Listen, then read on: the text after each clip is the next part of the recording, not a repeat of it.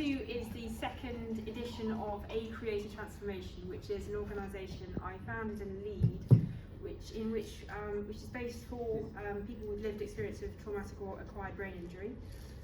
We make art, and we are creative, and we tell stories in different settings. They could be clinical, educational, or local community settings, and we do this to live with and live well with acquired brain injury. So today we are in Birmingham. Wonderful, thank you for coming, and we're looking at the brain, psychosis and AI technology. We have short talks in the morning, then lunch, and then we're looking into extended reality app and examining how AI in healthcare technology can work in relation to psychosis and the brain.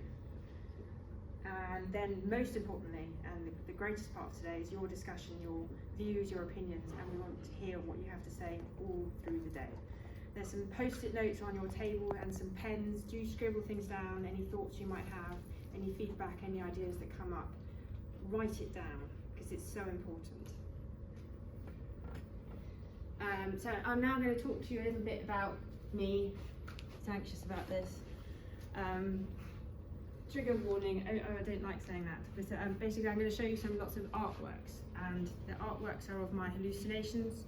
It's something I use as a proactive coping mechanism. When I have hallucination, I make an artwork, and it helps me a great deal. But some of these paintings are very explicit, so just a warning. I want to show you my illness situation because I'd like you to consider myself and my situation as a case study in how it might be applied to using AI technology to support someone like me. I don't know if it's relevant. I've never encountered AI technology in my life. I don't know anything about it. I'm hoping I'll learn a lot today. So it might not work. This could be a complete disaster, but we'll have to see, okay? I'm bearing my soul on everything, which is perhaps inadvisable or interesting, depending on your perspective. Let's see what happens. Bit of backstory. Lorna, the brilliant child. I was set to go to the Olympics on my horse. I first represented Great Britain when I was 13. It was my dream to be the first woman to win the Grand National. I was on my way there. Everything was looking good. You know, there's situations in life where everything is hunky-dory and then it's gone. It's gone, it's disappeared. I fell off the racehorse and landed on my head, and I was unresponsive. Now, I don't remember any of this. Apparently, it happened. I don't remember most of my life because what happened was I fell into a coma and I woke with total amnesia and a severely damaged brain. Now, looking at my notes, I found that report from the original brain injury, which was in 2000, so 25 years ago. And I have no concept or understanding of what happened to me because it's not in me, except it's on the MRI scan, so it's physically on me, but it's not. It's hard to explain. But I woke with total amnesia. I lost any concept of myself and the people around me. And what followed that was even worse. I was detained in psychiatric hospitals across England and France for the next 20 years, in and out, as a revolving door patient. They gave me numerous diagnoses over the years, including treatment-resistant schizophrenia, schizoaffective disorder, psychotic depression, anorexia nervosa, borderline personality disorder, everything I could go on and it wouldn't be helpful. No one really understood me. The only thing that helped was to paint and express my torment onto pieces of paper that I could barely find. And this is my current presentation.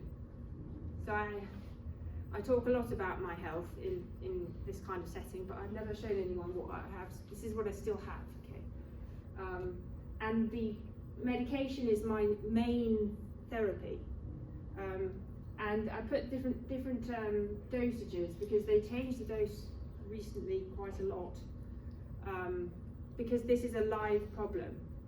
I have organic psychotic disorder on a bad day. It's called organic hallucinosis on a good day. Because psychosis, as in the whole world comes with it. Hallucinosis is just the hallucinations. Bit complicated, but I have the other stuff. And changing one of my many medications a tiny bit can tip me over, and I can be very unwell. What does that look like? So I have hallucinations. These are my basic hallucinations that I have all day, every day. I hear things, I see things, and it can be a very tactile experience as well. And drawing them turns the experience into something else. It's no longer a hallucination, it's an artwork that I can then use to go and talk to someone about, or just to communicate with the world.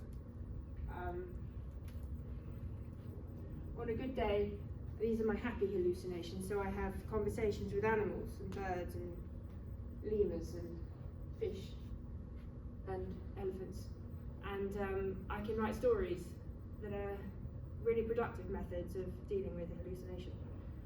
And I've written books to do with my happy hallucinations. They can still be overwhelming at times, but my breakdown hallucinations are not funny. They are catastrophic. So these are the things that I've been seeing recently. I'm not asking you to respond clinically. I'm asking you to be interested. I see various stages of my own destruction and torment. I see this happening in front of me, like my body is doubled. I also feel it physically inside my physical matter. So I might see a man in front of me with his heart being impaled by a long quill pen. I might see my head and feel my head being covered and smothered by bees. I might see my head being deflating as a balloon in the middle of chaos. And also, a common motif, I don't know if that's a word in psychology, motif, what do you call them? You have a common theme, whatever, is my brain being exploded. And I see my brain on fire, my hair is on fire. I hear and I see and I feel this as a physical thing, and it's agony. But it's also mental as well as physical. It's complicated, it's quite hard to define and describe. But again and again, I see my brain blowing up.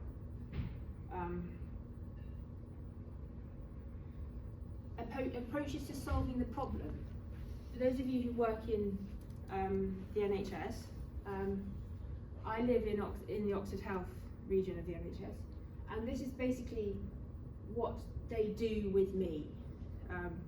I want great care is a phrase that they put everywhere in all the places I go to. It's a combination of CBT for problem solving. So I had a course of problem solving very recently, very helpful. Is that what do you do when you can't physically or mentally solve the problem because a hallucination is a problem, but you can't change that because that's a constant. So I'd failed the problem solving CBT group thing, just didn't work. So I've had crisis care, adult mental health team, basic care, a RAP plan, wellbeing plan, all this stuff. And once again, come down to the medication. They're trying to solve the problem as if my hallucinations are something that can be solved and got rid of. I don't want to get rid of my hallucinations. I think they're one of the most important and interesting things about me, which is perhaps a controversial comment. But I would like, and I'd be interested to discuss this with AI technology, how can something soothe or make it less loud sometimes? Could that happen? Because I'd be very interested. At the moment they just give me benzodiazepines to shut it up. Ultimately, 2 antipsychotics and benzodiazepines as well as the other stuff. Nothing against my medical team, they are amazing and I'm a difficult patient. But what can AI do? So we can now discuss this as a group. How do you think that AI technology could be used to help me or a case similar to mine? What is helping if she doesn't want to get rid of her hallucinations? But coping, it's about coping, and I want great care. Coping, how do we cope? How do we carry on? How can I stand up to you here at this is a big thing for me. Going through emerging from a very difficult time. How can I be supported to live my life? Which is what I'm trying to do.